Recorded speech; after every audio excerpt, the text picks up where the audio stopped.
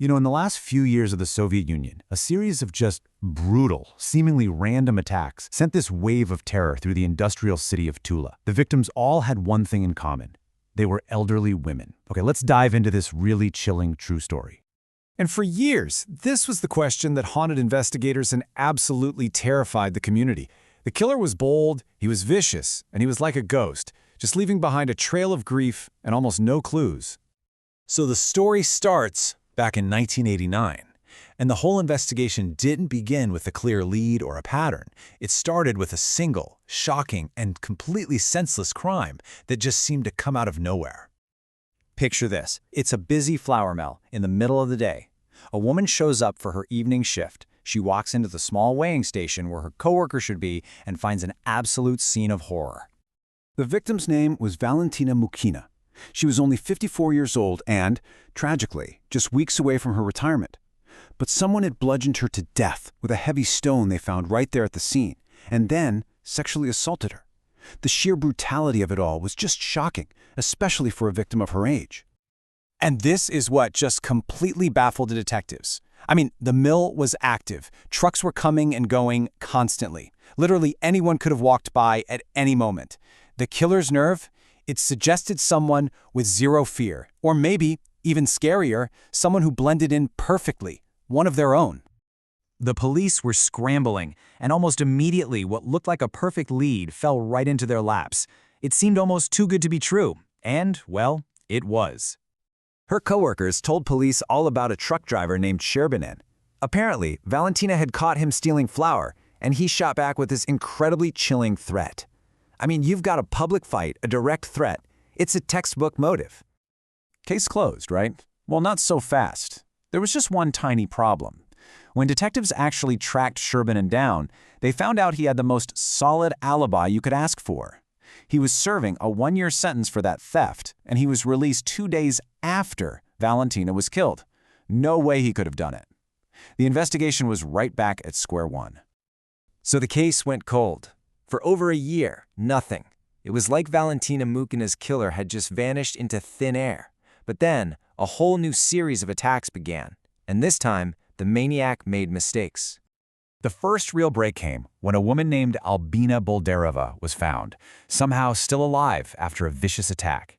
Before she sadly passed away from her injuries, she gave detectives their very first description of the killer. And then, not long after, another woman, Natalia Trenkova, fought her attacker back with everything she had, so fiercely that he panicked, dropped his knife, and just ran for it. And just like that, the police finally had a profile. The attacker was young, very young. He wore a knit hat, pulled down low, and rubber boots with the tops folded over. But the strangest detail, witnesses described this bizarre walk as if he kind of threw his legs out when he moved. And now, thanks to Natalia, they had his weapon, a crude, clearly homemade knife. So you've got this weird walk, a homemade knife, and a profile of a very young person. On their own, these clues don't seem to connect, right? Well, it took a veteran detective's memory and some good old-fashioned police work to tie it all together in the most shocking way you can imagine. The pieces just started slamming into place. The police took that knife to workers at a local locomotive depot, and they actually remembered a teenager asking for that exact weird welding job. At the same time, a detective suddenly remembered a rumor about a 10th grade student who had attacked a teacher, an incident the school had tried to sweep under the rug. That student's name was Sergey Surganov. And when police went to go watch him, they saw it immediately, that unmistakable leg-throwing walk. So they brought Surganov in, and the investigation turned to his home life. And that's where they found what was likely the key to this whole nightmare. He lived with his parents and his grandmother, all crammed into a single room with just thin curtains for privacy. It was a total pressure cooker of resentment and tension. It turns out, one day after an argument, Surganov overheard his father mutter this phrase out of frustration about his own mother, Sergey's grandmother. For the father, it was just a fleeting moment of anger. But for this teenage boy, who was just stewing in resentment, those words landed like a prophecy. That single, frustrated sentence became the twisted justification for all of his rage. He started seeing all elderly women as the source of his problems, as obstacles that just needed to be removed. In his mind, he was taking the hatred he felt for his own living situation, for his grandmother, and projecting it onto complete strangers. So, Surganov confessed. 3 murders. The city of Tula finally breathed a huge sigh of relief. The monster was caught. But the story? It was not over. Not by a long shot.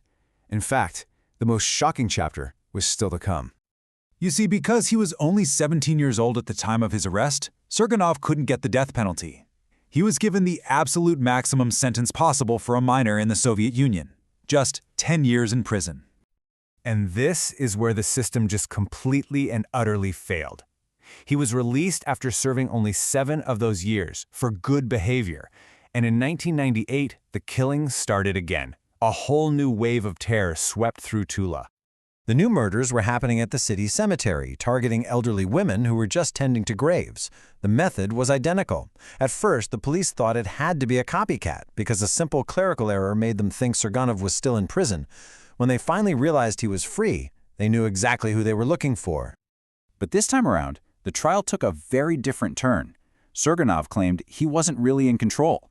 He described these 2 people living inside him. One was a killer, and the other was just a horrified observer, forced to watch. Medical experts examined him, and this time the court accepted a diagnosis of schizophrenia. And because he was now declared legally insane, he couldn't be sent back to a regular prison. Instead, Sergey Surganov, the maniac of 10th grade B, was sentenced to spend the rest of his life in a closed, secure psychiatric facility. And that leaves us with a really difficult question, doesn't it? The law saw him as a child and gave him a second chance, which led to more death. Then, the medical system saw him as mentally ill, which led to a totally different kind of sentence. It really forces you to ask, in a case as horrific as this, what does justice truly mean? And can it ever really be served?